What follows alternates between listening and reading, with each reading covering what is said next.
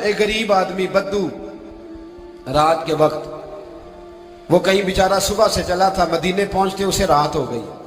اس نے ڈرتے ہوئے نا خیمہ ہی باہر لگا لیا. جہاں رات ہوئی نا 1-2 بجے سمجھ لے پہنچا مدینے، تو اس نے باہر نے خیمہ لگا لیا.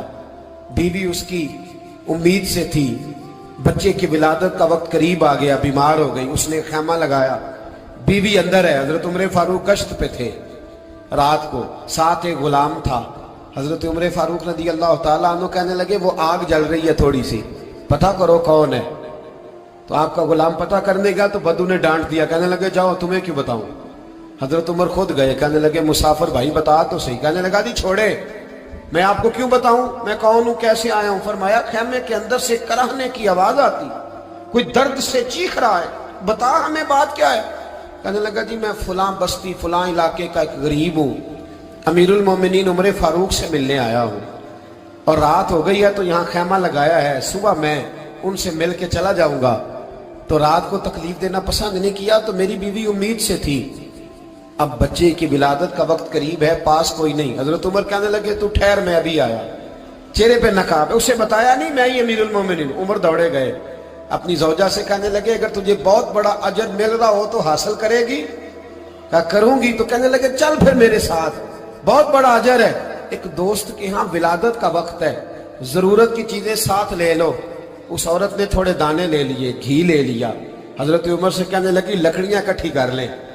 امیر المومنین کونسلر کی بات نہیں بتا رہا آپ کو، میں آپ کو ایم پی اے کی بات نہیں بتا رہا، ایم این اے کی بات نہیں بتا رہا، جو 10 گاؤں کو ملا کے چیئرمین بنا اس کی بات نہیں بتا رہا. اس کی بات بتا رہا ہوں جو 22 لاکھ مربع میل کا حکمران ہے. اس کی بات بتا رہا ہوں جو گلی سے گزرے تو شیطان رستہ ہی بدل جاتا ہے. اس کی بات بتا رہا ہوں جس کے بارے میں میرے مصطفیٰ کریم صلی اللہ تعالیٰ علیہ وآلہ وسلم نے فرمایا میرا عمر تو وہ ہے کہ 950 سال حضرت جبریل بھی اس کی شان بیان کرے تو عظمت ختم نہیں ہوتی. اتنا بڑا شخص. حضرت عمر نے لکڑیاں اکٹھی کی، اینٹوں کا روڑے لے کے چولہا بنایا، پہنچ گئے.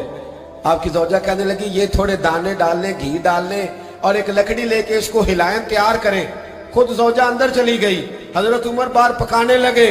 وہ بدو کہتے ہیں میں اس طرح کا ان کے ساتھ بہیو کرنے لگا جیسے کو کسی چوکیدار کے ساتھ نہیں کرتا. میں نے سمجھا جی عمر نے چوکیدار رکھے آنے جانے والے مہمانوں کا.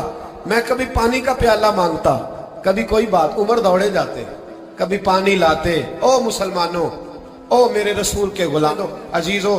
حضرت عمر فاروق وہ غلام کہتا ہے میں عمر سے کہتا، میں کہتا غلام پانی لا تو عمر دوڑ کے پانی لاتے. میں کہتا تجھے گھی پکانا بھی آتا ہے، پہلے بھی کبھی پکائے؟ تو عمر فرماتے کوشش تو کر رہا ہوں. میں کہتا پہلے بھی کبھی تیری بیوی نے یہ کام کیا ہے؟ تو حضرت عمر کہنے لگے مجھے یاد نہیں، پوچھ کے بتاؤں گا. کہتے کیا رنگ تھا، کیا انداز تھا، کیا مصطفیٰ کی تربیت تھی، کیا انداز حضور نے سکھائے غلاموں کو. یہ کس طرح کا امیر ہے کہ یہ ہنڈیاں پکا رہا ہے، پھونکے مار رہا ہے ایک غریب کے لیے، دیہاتی کے لیے جسے جانتے بھی نہیں. اندر اس شخص کی بیوی کے ہاں بیٹا پیدا ہوا تو حضرت عمر کی بیوی اندر سے بول کے کہنے لگی امیر المومنین مبارک ہو، آپ کے دوست کے ہاں بیٹا پیدا ہوا ہے. جب کہا نا امیر المومنین مبارک ہو تو وہ شخص کہتا ہے میرے ہاتھ کانپنے لگے اور میں اس طرح دوڑا کہ میری پگڑی گر گئی. میں دوڑا تو عمر نے بلایا، کہا کدھر جاتے ہو؟ کہنے لگا آپ امیر المومنین ہیں، آپ امیر المومنین، آپ عمر ہیں. کیسر و کسرا جس کے نام سے کانپے آپ وہ ہیں، جسے مصطفیٰ نے دعا مانگ کے اللہ سے مانگا وہ والے عمر ہیں آپ، جس کے لیے علی المرتضیٰ فرماتے ہیں میں روز دعا کرتا ہوں وہ والے عمر ہیں، جس کے بارے میں ابو بکر صدیق نے فرمایا تھا کہ میں اللہ سے کہوں گا مولا جو تیرے محبوب کی امت کے حق میں سب سے بہتر تھا میں اسے خلیفہ بنا کے، وہ والے عمر ہیں. عمر امیر المومنین کی بیوی وہ تو خاتون اول ہوتی ہے، وہ تو ملکہ ہوتی ہے، اور تیری بیوی دائی بن کر ایک غریب کے بچے کے پاس بیٹھی رہی ولادت کے وقت. عمر امیر المومنین ہو کے تیری داڑھی ساری دھومے سے بھر گئی تو ڈیوٹی کرتا رہا. تو سیدنا عمر رو پڑے اور اس بدو کو سینے سے لگا کے کہنے لگے تجھے پتہ نہیں تو کہاں آیا ہے؟ اس شہر کا پتہ ہے؟